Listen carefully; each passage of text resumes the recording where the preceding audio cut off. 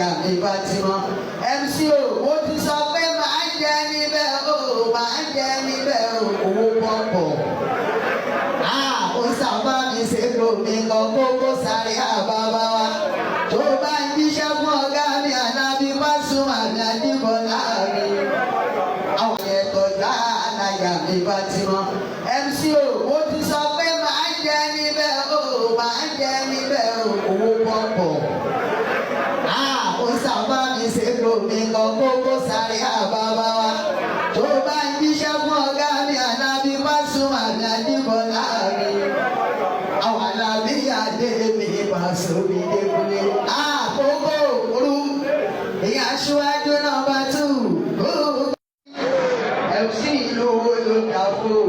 MC dà fún ìwé orí Koko Zaria àmì ìlú wo ló dà fún? Ọmọ jà olóòkú ara. Ẹ̀gbọ́n kan tó ṣe máa ń pè ní kókó tó máa ń pè obìnrin àbálọ́kọ́ àdọ́kọ́ àjọ ọlọ́mọ mi ní kókó kókó.